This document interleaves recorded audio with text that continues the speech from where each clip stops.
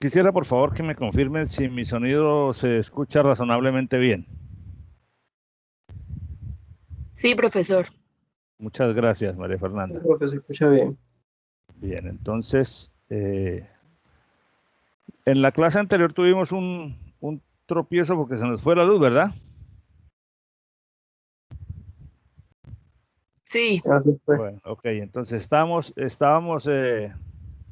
hablando o presentando este tema de la primera parte del capítulo de ajuste de curvas correspondiente a una situación en la que teniendo un conjunto de puntos, es decir, de un conjunto de valores observados de una variable cualquiera, necesitamos adaptar una curva que represente la tendencia de esos datos. Esa es una posibilidad.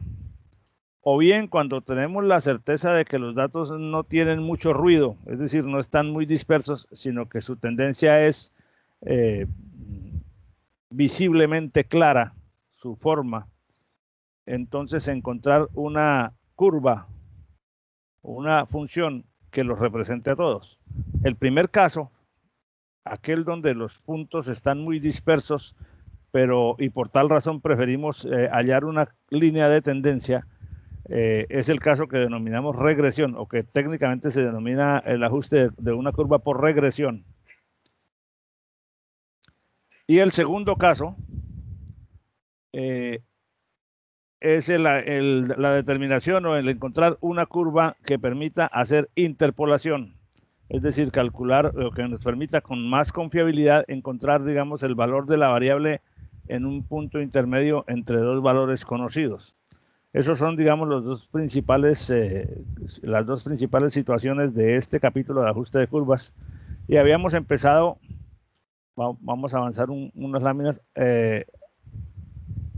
a exponer la temática de la regresión usando la técnica de los mínimos cuadrados. Cuando se trata de regresión lineal, porque puede ser cuadrática, cúbica o de otra forma, el problema consiste en ajustar una línea recta al conjunto de puntos. La línea recta que mejor represente el conjunto de puntos.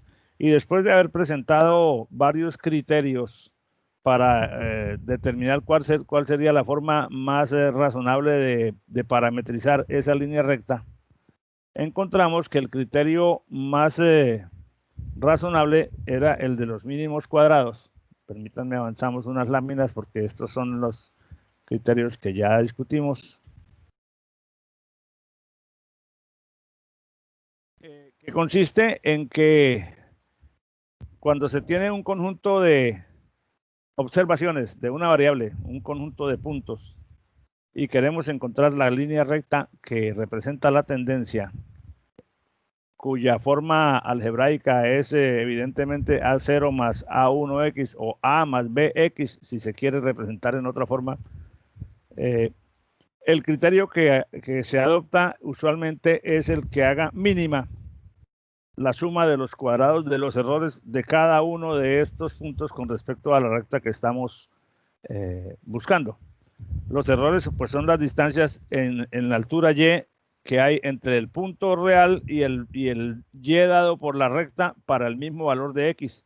Y en algunos casos, como vemos, el error puede ser positivo porque el punto está más arriba de la recta. Y en otros casos el error puede ser negativo porque el punto está más abajo de la supuesta o de la presunta recta que vamos a encontrar. Para hacer mínima la suma de los cuadrados de los errores, habíamos explicado que básicamente consiste en, como nosotros lo que tenemos que encontrar son los valores de A0 y A1 que caracterizan esa mejor recta.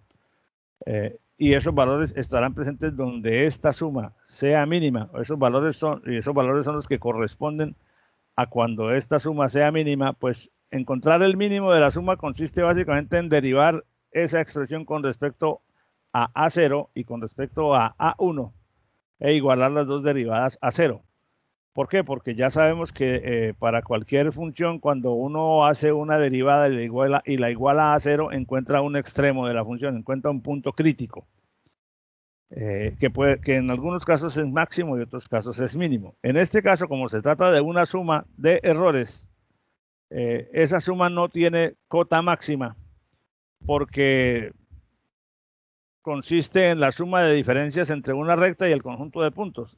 Y yo siempre podría poner la recta cada vez más lejos de los puntos, con lo cual la suma de los cuadrados de los errores crecería tanto como yo quiera y no puedo decir que encuentro una recta que sea la que mayor distancia puedo tener con respecto a los puntos, porque siempre podría encontrar una más lejana. Pero sí tiene una cota mínima.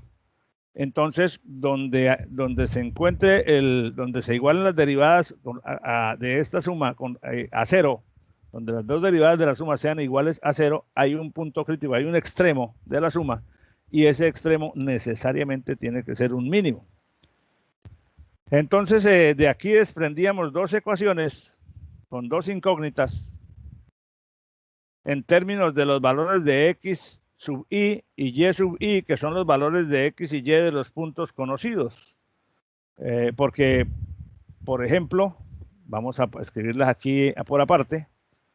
Esta es la suma de los valores de los x sub i, esta es la suma de los valores de los y sub i, y así sucesivamente. Los sumatorias que están aquí resaltadas en amarillo son sumas de números. ¿De cuáles números? De los números que están aquí, de los números, de los valores de las observaciones de la variable que yo obtuve por una observación directa o bien por un experimento de laboratorio, etcétera. Esas dos ecuaciones nos permiten despejar los valores de A0 y de A1 que caracterizan a la recta que estamos buscando, que es y igual a A0 más A1x. Entonces, A0 lo podemos calcular en todos los casos cuando se tiene una lista de observaciones XY como el promedio de las Y menos A1 por el promedio de las X. Y A1, para poder calcular A0, tengo que calcular primero A1.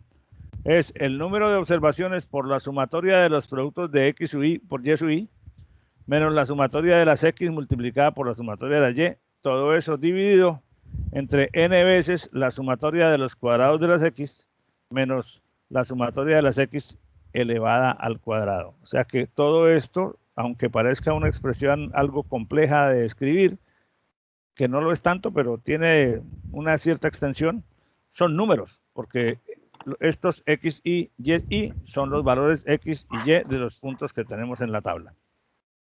¿Alguien desea decir algo?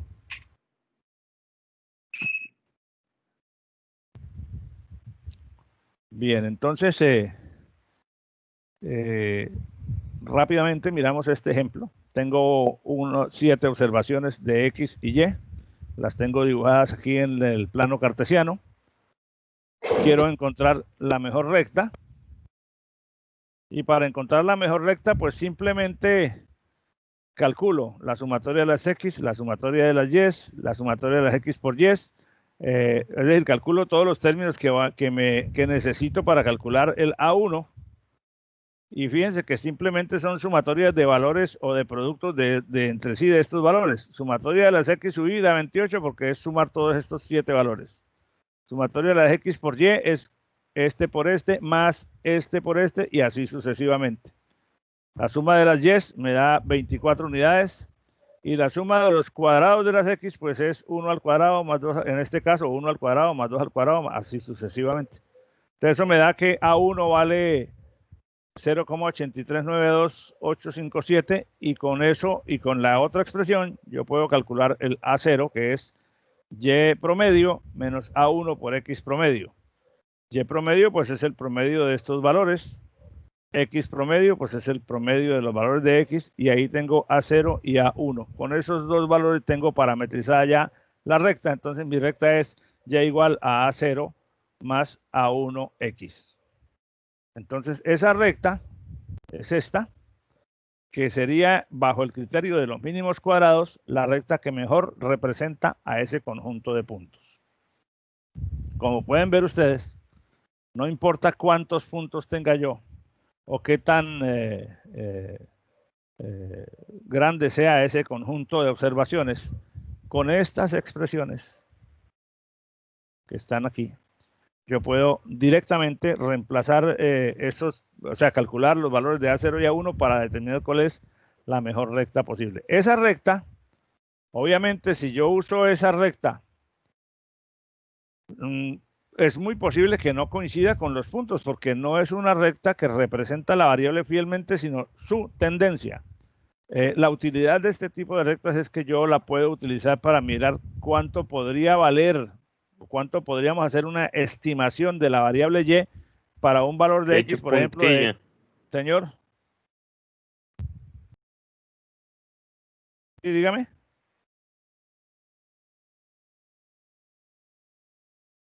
¿Alguien dijo algo? Quisiera saber si hay alguna pregunta.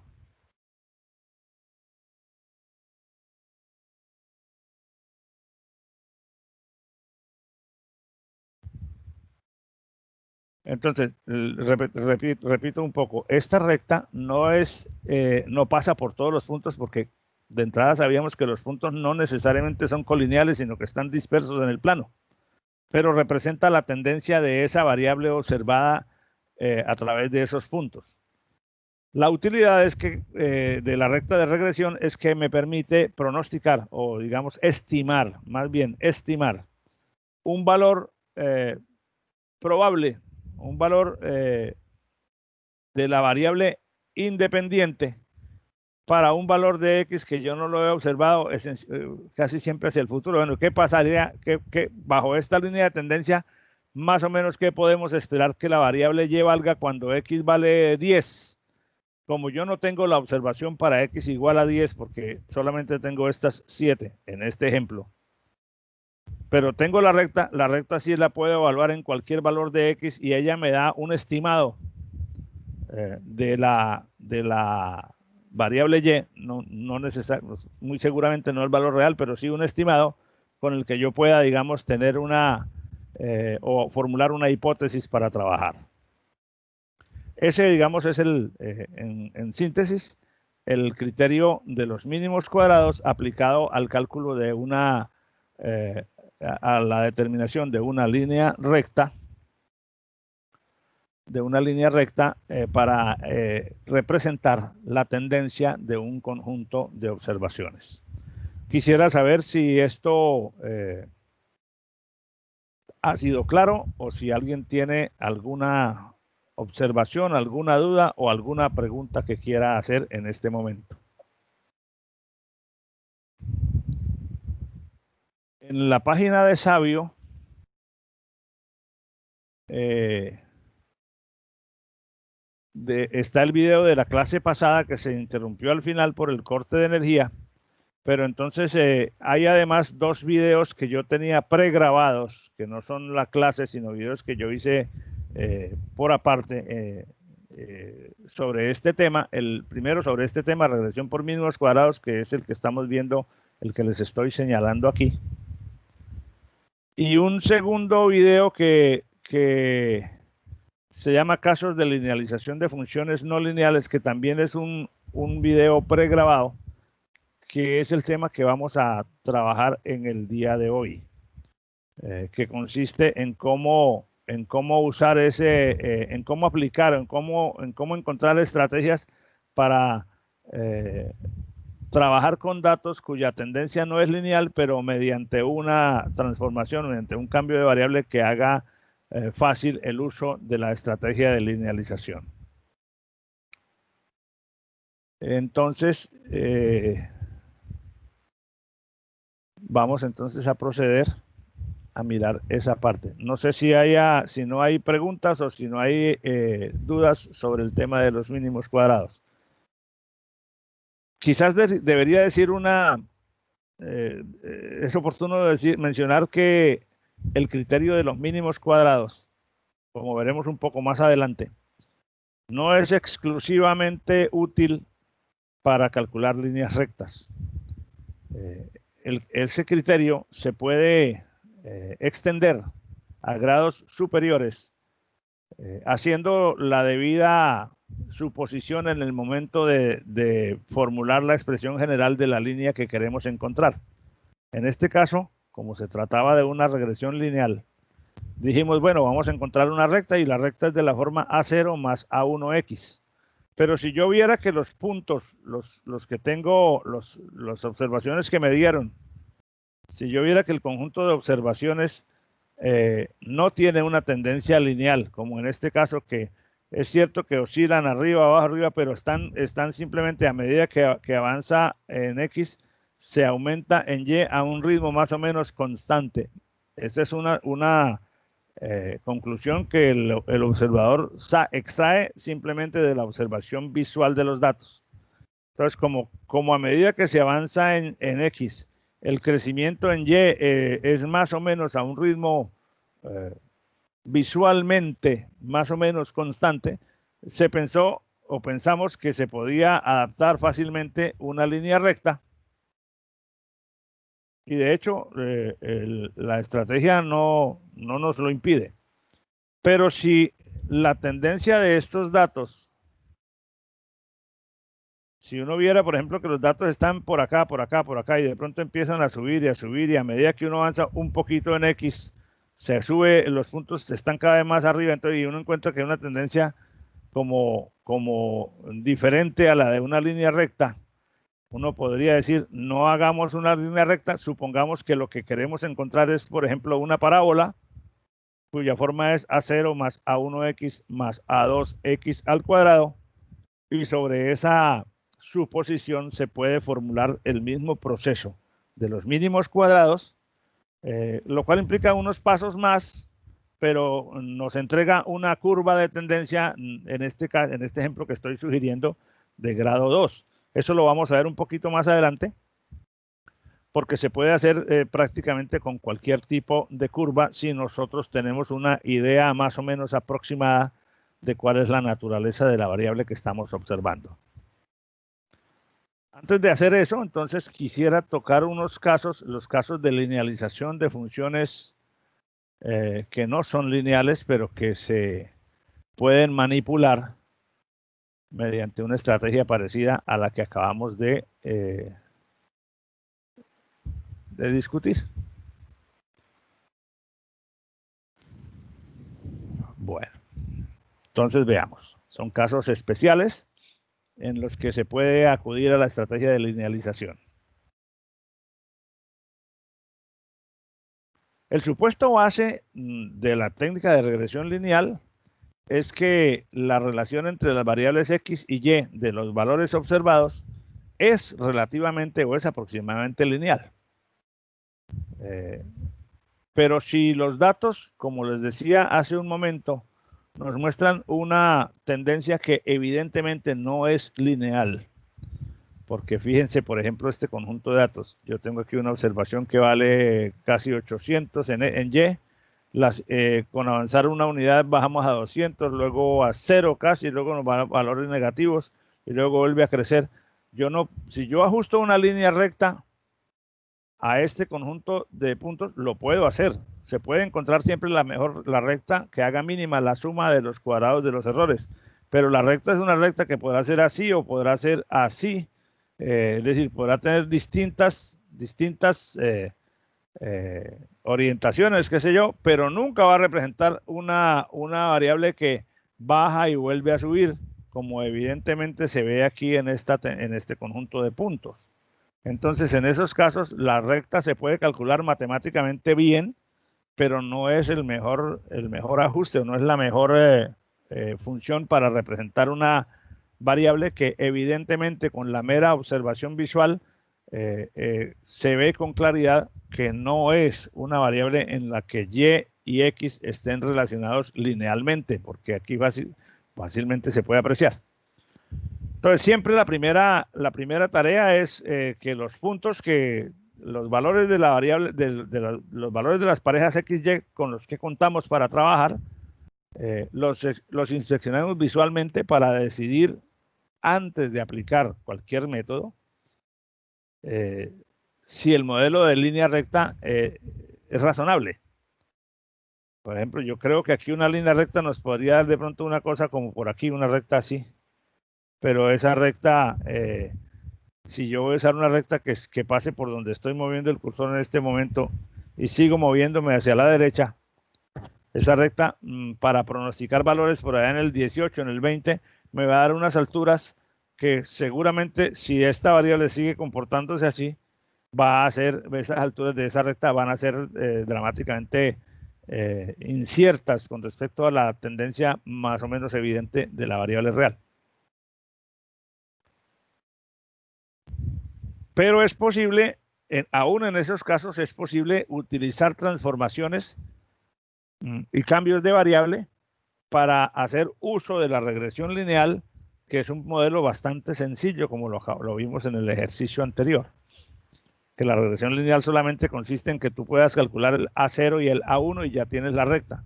En una curva, en una variable cuyo comportamiento es no lineal, pues usar la línea recta no es la mejor idea. Pero si yo hago una transformación, en algunos casos, esto aplica solo para algunos casos donde sea posible hacerlo, podría acudir a la estrategia de la solución por mínimos cuadrados con regresión lineal de una manera sencilla, como lo vamos a explicar en 3 casos específicamente.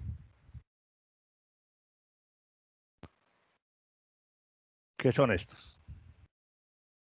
Por ejemplo, si la variable es tiene un comportamiento exponencial, una variable exponencial se caracteriza por tener, bueno, aquí alfa 1 y beta 1 son coeficientes, o sea, esto es A por E a la BX o alfa 1 por E a la beta 1X, donde alfa 1 y beta 1 son constantes, o sea, no nos preocupemos tanto por la sintaxis, simplemente es algo por E a la X, por E a la algo X, es decir, aquí hay un coeficiente y aquí hay un exponente numérico. Esas son curvas que tienen formas como esta. No digo exactamente que todas sean igual a esta, pero que tienen este tipo de crecimiento. Aquí o más abajo o más arriba, dependiendo de lo que valga A y de lo que valga B. Pero tienen la tendencia de que a medida que se aumenta en X, el valor de Y aumenta significativamente, porque crece con una rata exponencial, como se puede ver allí en la expresión.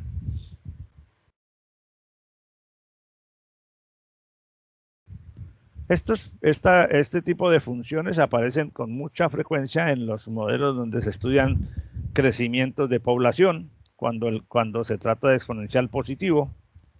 Las poblaciones suelen crecer exponencialmente. Y también cuando se estudian fenómenos como la disminución de la radiactividad en un componente radiactivo, que ustedes saben que un componente radiactivo tiene una radiactividad que va decayendo con el tiempo. Es el tiempo que se llama tiempo de vida media. Eso también decrece así, y decrece rápidamente al principio y decrece más lentamente al final hasta que llega a un valor nulo en un tiempo muy grande. Bueno, entonces, dependiendo de si el exponente es positivo o es negativo, la exponencial crece o decrece. Pero no importa. En esos casos, si yo tengo una función de ese tipo y la quiero linealizar, yo podría, sin alterar la ecuación, o sea, sin alterar la validez de la expresión, podría aplicar logaritmo natural a ambos lados de la expresión. Y entonces la expresión me queda logaritmo natural de Y igual a logaritmo natural de A1 más B1 logaritmo natural, B1 por X logaritmo natural de E. Esta pues es simplemente una transformación de la ecuación en otra que es igualmente válida. Y en esta expresión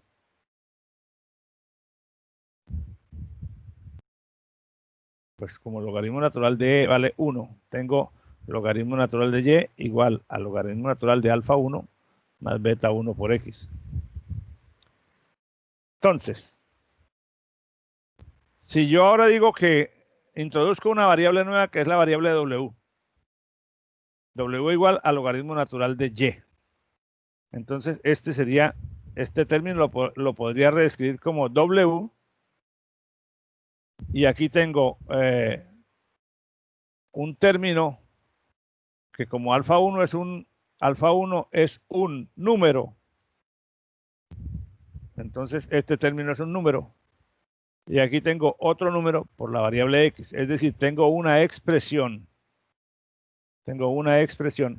que tiene forma lineal, que no es exactamente la misma expresión porque esta se derivó de haber aplicado logaritmo natural en ambos lados. O sea, de hacer un cambio de variable, de cambiar el término logaritmo natural de y por la variable w. Entonces, ahora con la ecuación linealizada w igual a más bx, donde a es logaritmo natural de alfa 1, no lo perdamos de vista, y b es beta 1, y alfa 1 es este coeficiente de la ecuación original, y beta 1 es este exponente de la ecuación original. Entonces tengo una ecuación que tiene forma lineal, que se derivó de la original mediante un cambio de variable. Y entonces quiere decir que en esta ecuación la variable x y la variable w, no la variable y, la variable w, tienen una relación lineal entre ellas. Es decir, la gráfica de x, de w contra x, bajo esta expresión, es una línea recta. La pendiente de esa línea recta es b, que es beta 1, y corta al eje de las x en a, que es logaritmo natural de alfa 1. Obviamente esa línea recta no representa nunca la función original, pero como está relacionada con ella mediante un cambio de variable, yo podría aplicar esa linealización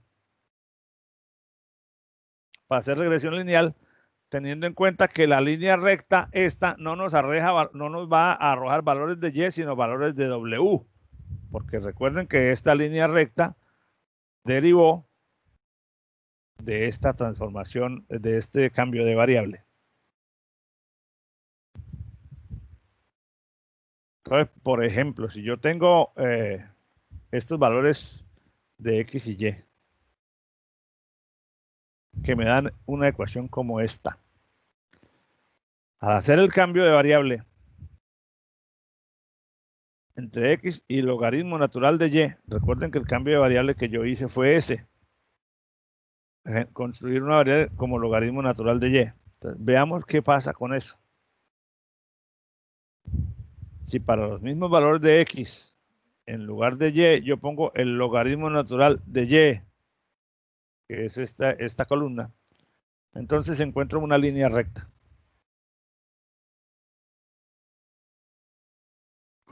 Discúlpenme. Ay, carajo. Y esa línea recta, que no es la expunción original, porque esta línea recta corresponde a esta expresión, mientras que esta curva corresponde a esta expresión, me va a facilitar o me va a permitir hacer las estimaciones, o las estimaciones, los pronósticos. Fíjense, por ejemplo, que cuando yo tomo cualquier valor para x igual a 6, esta línea logaritmo natural de y me da menos 0,86259. Si yo miro cuál es el y que le corresponde a ese logaritmo natural, me da que y es igual a 0,42207.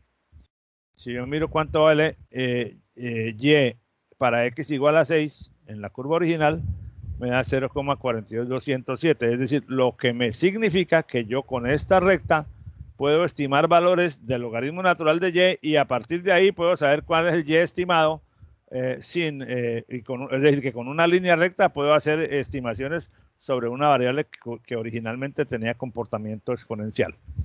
Esto, como ustedes pueden ver, no es nada más que un mero truco matemático, totalmente válido para transformar o para darle una forma a una ecuación que puede no ser tan fácil de manipular, una forma lineal más sencilla y usar esa línea para hacer pronósticos, teniendo en cuenta que el pronóstico que me arroja la recta no es un valor de y, sino un valor de la variable que yo haya, el del cambio de variable, o sea, es un valor del logaritmo natural de y.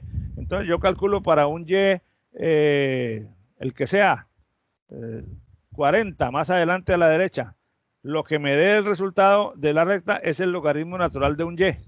Ahora, haciendo el logaritmo, sacando el valor de y que corresponde a ese logaritmo natural, encuentro el valor que quería pronosticar para ese 40 sin tener que usar esta, aunque podría usar esta también. Es ese el primer ejemplo. Otro ejemplo donde se hace lo mismo es cuando tenemos una ecuación de la que se llama ecuación de potencias, A por X a la B, que tiene una forma parecida a la ecuación exponencial, pero no es en términos de E, sino en términos de X elevado a un determinado exponente. Naturalmente, si el exponente es positivo o negativo, también hay crecimiento o decrecimiento. Y en ese caso, la linealización no aplicaría con logaritmo natural, porque aquella se hizo con logaritmo natural, porque como era una función exponencial, la transformación, el cambio de variable por logaritmo natural, nos eliminaba la E del panorama y nos permitía dejar la expresión transformada en forma de una línea recta.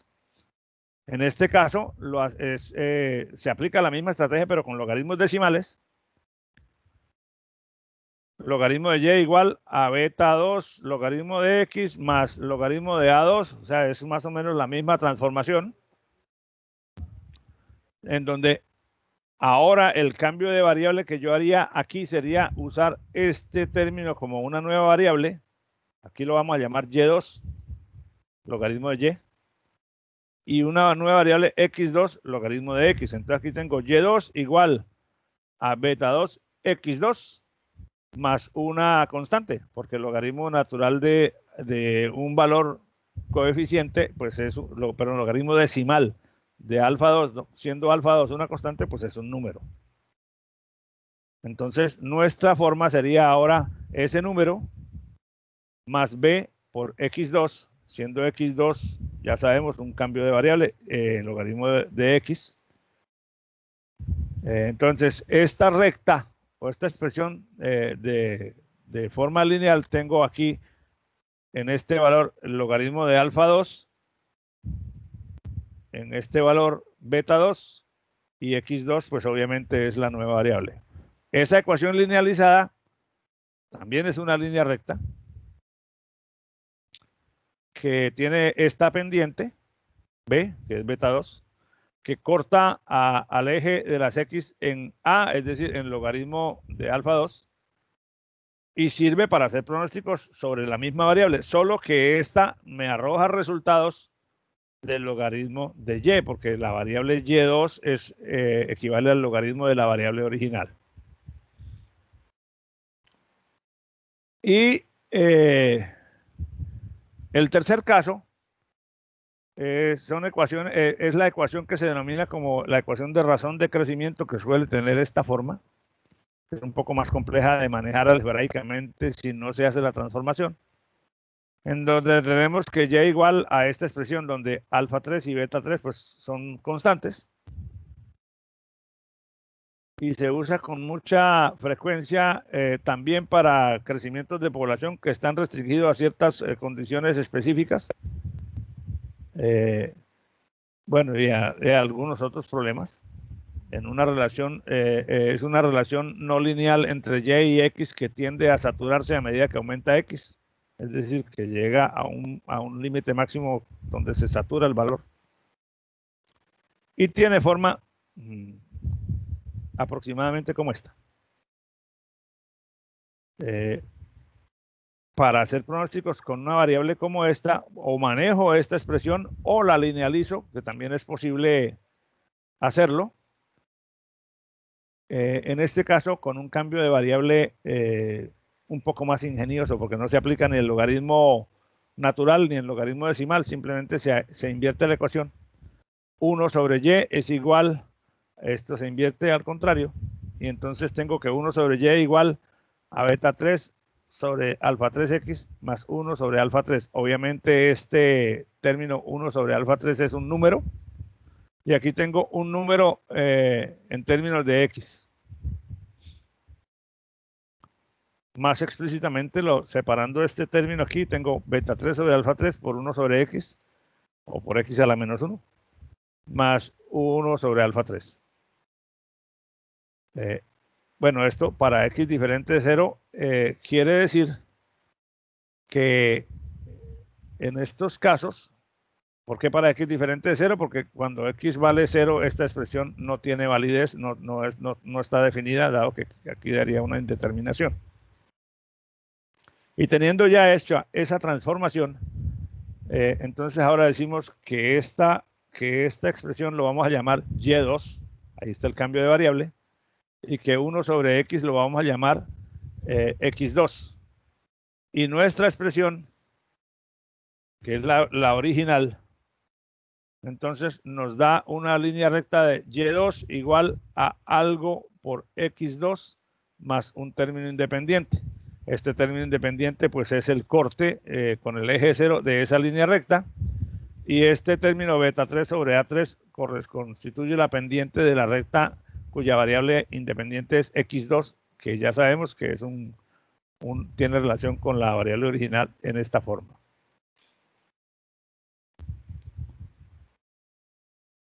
Entonces, con esa expresión,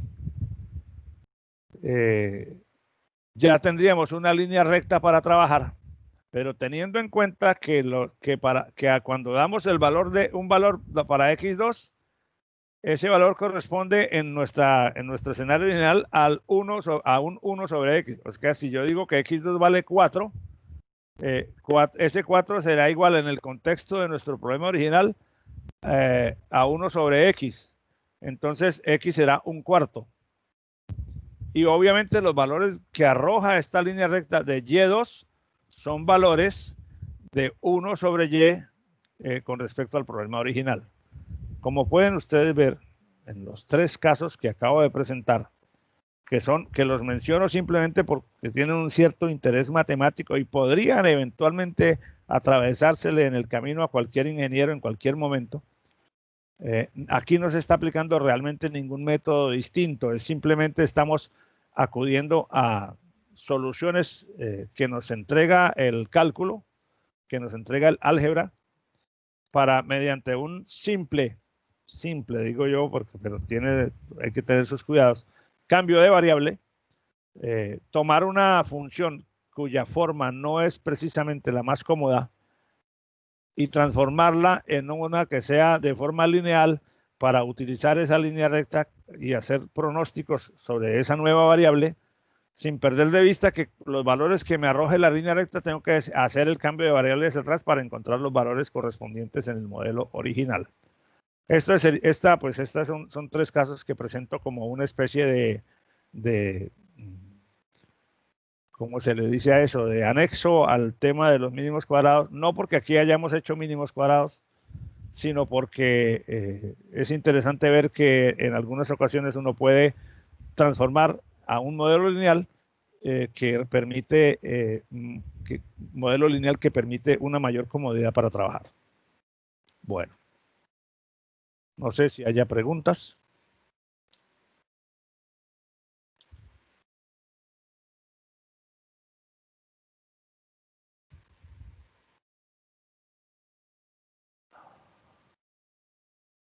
Vamos entonces a mirar.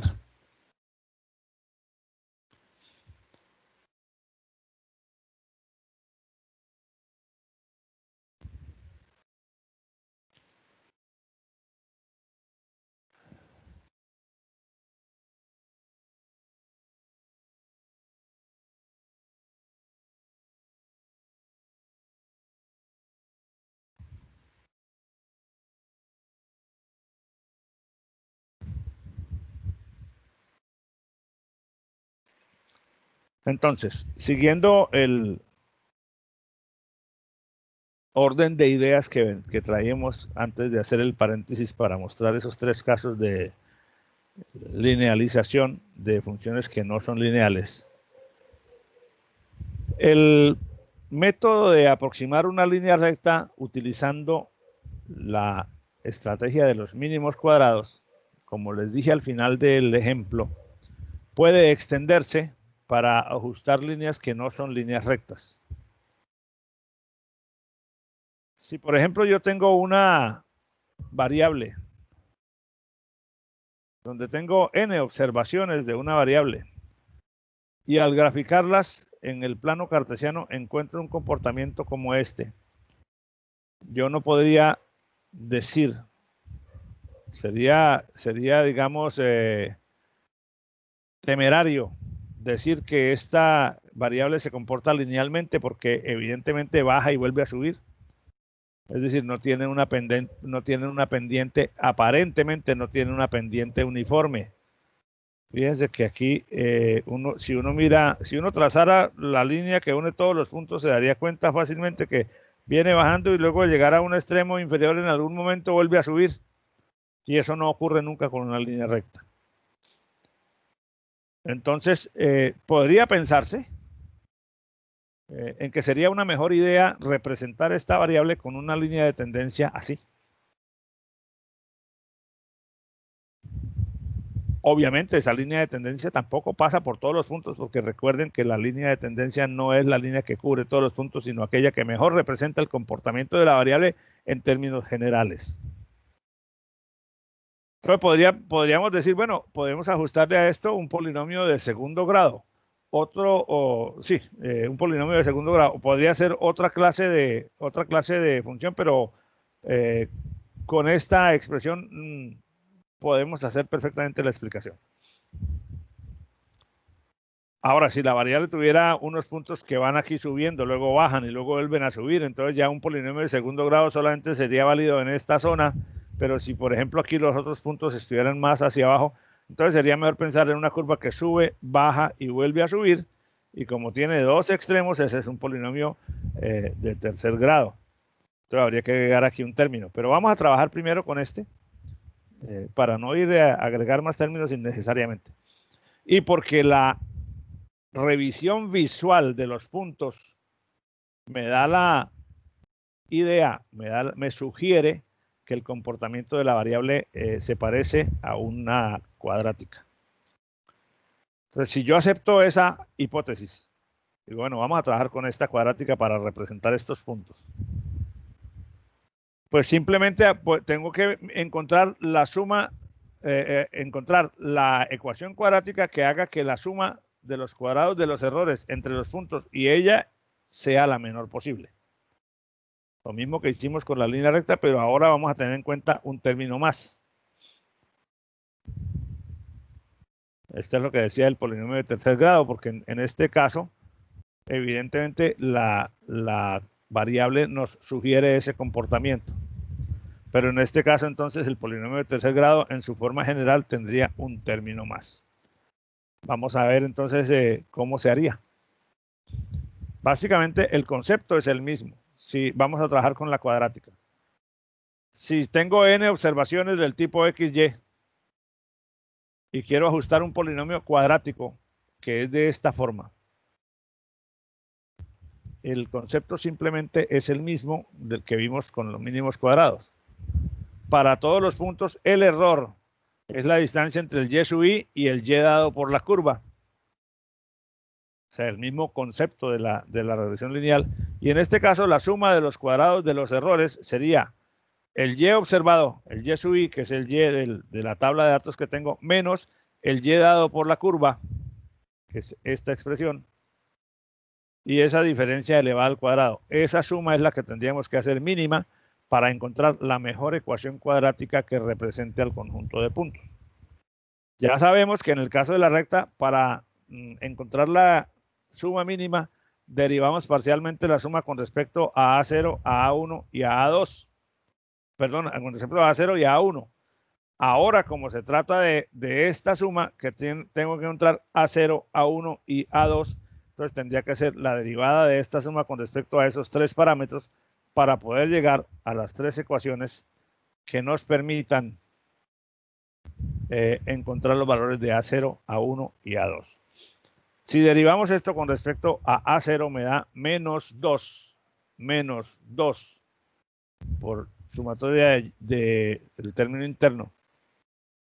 Con respecto a A1, también daría menos 2, pero tendría que tener en cuenta este X sub i. Bueno, aquí es X sub i y aquí también es X sub i. Y con respecto a A2, tendría que tener en cuenta el X sub i al cuadrado que hay aquí adentro. Y estas tres expresiones, que son las tres derivadas de la suma con respecto a A0, A1 y A2, donde esas tres derivadas sean simultáneamente 0, las tres, simultáneamente las tres, estarán los valores de A0, A1 y A2, que hacen que la suma sea la menor posible. Nuevamente, esto se desagrega en ecuaciones algebraicas lineales. N veces A0, pues es un número. La sumatoria de las X es un número. La sumatoria de los cuadrados de las X que aparece aquí, aquí y aquí es otro número, así como esta aparece aquí. La sumatoria de las X sub i al cubo es un número que también aparece aquí. Y aquí la sumatoria de las X sub i al cuadrado. Ahí tengo un sistema de tres ecuaciones con tres incógnitas porque los tres términos de la derecha también son números. Entonces las incógnitas son A0, A1 y A2. Al resolver ese sistema, pues encuentro los valores de A0, A1 y A2 que solucionan el polinomio que estamos buscando. Por ejemplo, en este caso, si yo tengo estas observaciones que tienen una forma que sugieren, digamos, de pronto sugieren una parábola así, y quiero ajustarle a la recta, sería esta, la curva sería esta. Seguramente es muy fácil para todos ver que ajustar una curva es mejor que ajustar una recta, porque la curva representa mejor la tendencia de los datos. Aquí hay errores muy grandes, más grandes que los que nos da la curva. Entonces, al formular las ecuaciones, las tres ecuaciones, o sea, al derivar la suma de los cuadrados de los errores e igualar a 0, nos da estas tres ecuaciones. Simplemente, entonces, como yo necesito la suma de las X sub i al cuadrado, la suma de las X sub i al cubo y la suma de las X sub i a la 4, entonces yo simplemente preparo la tabla de valores con XY, X cuadrado, X cubo, X y a la 4, X por Y y X cuadrado por Y, que son los valores que necesito para reemplazar en las ecuaciones. Y al reemplazar en las ecuaciones tengo estas tres. Me van a dar n veces A0, suma de las X por A1, suma de las X cuadrado por A2 y así sucesivamente. Y este sistema ya lo puedo resolver por cualquiera de los métodos conocidos, bien sea Gauss-Jordan, Gauss-Seidel. Y al encontrar la solución de ese sistema, tengo los valores de A0, A1 y A2 que representan la parábola que ajusta a los datos. Esta ya es una ecuación real. Digamos, esta gráfica ya es una ecuación de la gráfica de la solución real. Y por lo tanto, como ustedes se han dado cuenta, lo único es que el sistema, cuando yo uso un grado 2, me arroja 13, el método me arroja 3 ecuaciones con 3 incógnitas para encontrar los parámetros A0, A1 y A2 de la parábola, de la cuadrática que estamos buscando. Se puede hacer para cualquier grado del polinomio, pero obviamente en la medida en que tú creces el grado del polinomio, la expresión crece en más términos y por lo tanto el sistema de ecuaciones simultáneas para encontrar A0, A1, A2 hasta A sub m crece en tamaño con el consecuente reto numérico que significa resolver un sistema de ecuaciones simultáneas de orden superior. Entonces, con un polinomio de grado m, generalizando, tenemos m más 1 ecuaciones simultáneas para producir esa solución.